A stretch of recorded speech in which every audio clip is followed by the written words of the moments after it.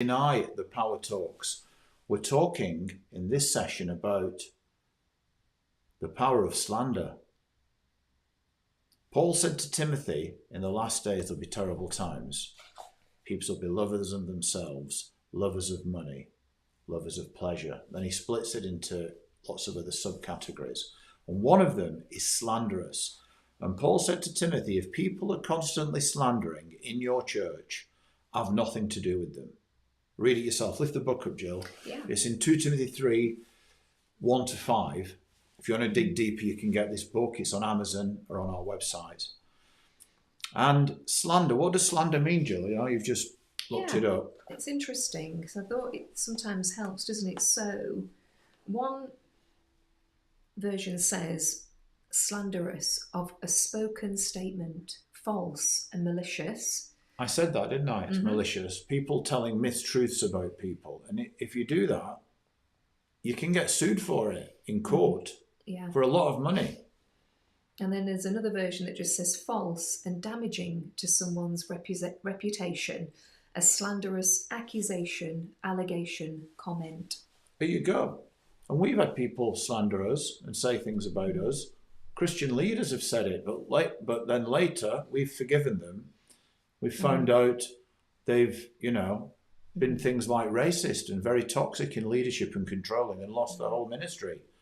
So, and the very same people would say, well, use the Billy Graham Modesto Manifesto. That's if you've got a problem with somebody, go and talk to them. Absolutely. Don't criticize ministries publicly.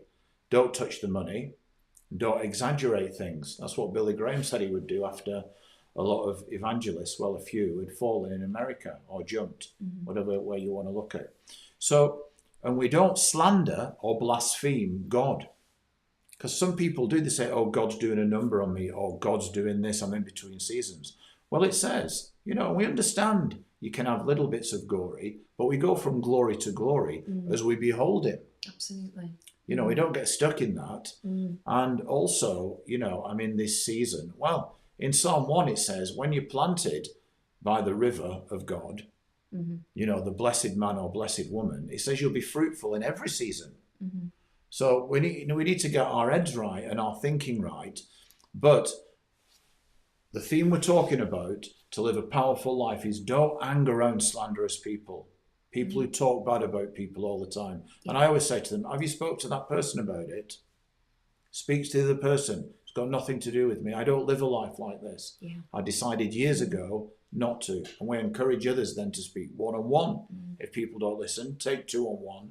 Then it's the whole church. Matthew 18. So we're speaking against slander. Don't slander people. My mum used to always say, if you can't say anything good about anybody, don't say it. It's true, isn't it? Because you can easily slip into, a negative comment about someone and you think, that wasn't really good. Obviously, there are times when you do need to speak to people about things, but it's not slander. It's being direct with people. Well, if you're speaking to the face, it's not slander. Exactly. Slander is when you speak behind people's backs and you propagate thing. And spread lies and it's maliciously. And Paul said to Timothy, these people who live like this will have a form of godliness, but deny the power therein, so they'll have no power. Then he says, I've nothing to do with them. If people keep living like that, slagging other people off, you don't want to fellowship with people like that. No. And then you don't be a slander. And if you've slandered people or spoke bad of people, ask God to forgive you. Amen. And then don't speak anything bad of people. Yeah. Now, obviously, there's exceptions to the rule. What if people have done bad things and we need to report it? Upline in a workplace or upline in a church, because we need to protect people. But we're talking about here people who are constantly slagging other people off to make themselves look good, or they're jealous of people. And we've spoke about this in Pleasant Boundaries and about control and manipulation and witchcraft. Jealous people will obviously slag other people off because they're jealous and disappointed and want what they've got. So these are very powerful truths that you can apply to your life and live a life of power. Don't slander people, because when you're slandering, you're spreading bitterness and that defiles many. And you don't want to be defiling people. You want to be encouraging people and blessing people.